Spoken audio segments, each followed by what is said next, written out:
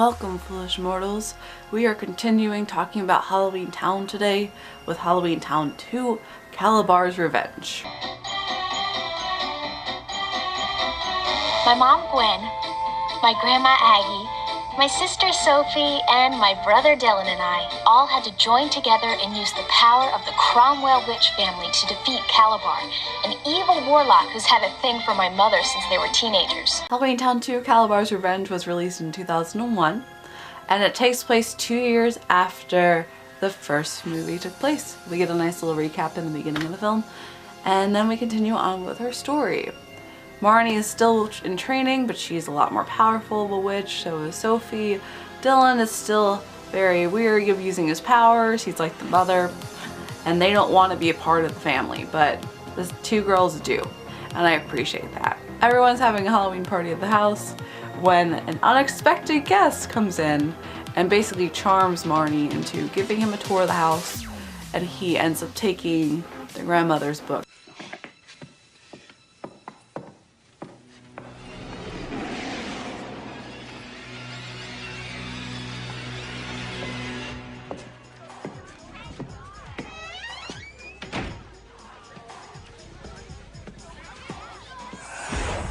To make sure that they can't undo the spell that he was doing.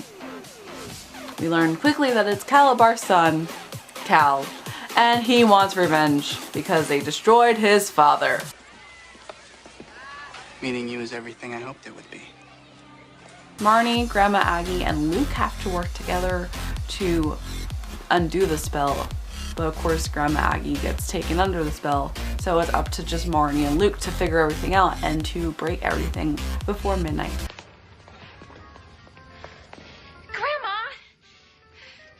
You can do it. Trappa!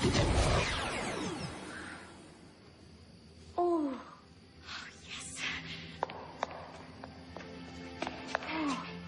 Grandma? We have to go back to the mortal world. Because once it's midnight, Cal is going to the human world to turn everyone into creatures that's immortal. He turned all the creatures into humans, or at least the stereotype of humans, and now he's doing the opposite to the humans. The creature spell. And so the fun begins. Any luck? No. He's here somewhere. I can feel him. So can I. We've got to find him and get the portal open before midnight. That's what I like about it. I think it is still a very unique plot point. I like the direction that they went in for the most part, and especially at the end they do continue a lot of the story that it sets it up for the third sequel. So it's really cool because it is like a long miniseries TV series, but this one I found a lot more plot points in it compared to the first one. That's perfection. I've learned that I really hate the mother. She's just useless. I know she's like an anti-device because we need her stubbornness to put the plot forward, but you're a witch. Embrace your witch powers. Embrace your goddess. I hate that you don't want to do anything. Embrace that you're a witch. It's wonderful. You have such an advantage over being human and being mortal. I don't know why you want to fight it so much, but she does. And it really ruins half the film, because half the film wouldn't have these issues if you just helped out. But no. I'm taking the girls out for a little while. Is that all right? Sure, Mom. Just make sure. Wait. Out where? Oh, just home. We'll be back in a jiffy. Oh, how do you do? I'm Aggie, Gwen's mother. Nice to meet you. I'm Alex. There's a point of the plot where she is taken in by a golem, Cal's device. He creates a golem to be his father, and his father charms the mother and takes her to the Halloween dance and gives her this goblin mask to wear, so that way when it's midnight, she will also be turned into a goblin. You're not human. Nobody's perfect. You, Gollum. Bringen Sie diesen Frosch zurück, woher kam. She's a witch! Why doesn't she counteract it? I don't know why she's affected because she's already a creature. That's like the biggest plot hole of them all. And she sees him starting to do a spell.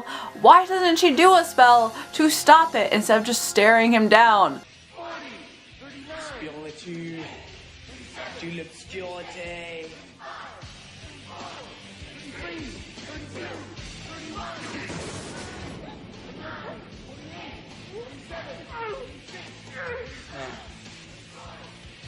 Where was I? You're a witch, you're a Cromwell witch, you're one of the most powerful families of witches ever! Seriously! Shame! I was very angry watching this over again and realizing this. Because this was the turn of the century and the new millennium, they also did have a lot more CGI effects and were playing around with that. And they did not do well at all. I know they tried, and it was early technology, but they're really bad effects this time around, unfortunately. Another minor detail that I hated was when you're in the gray spell.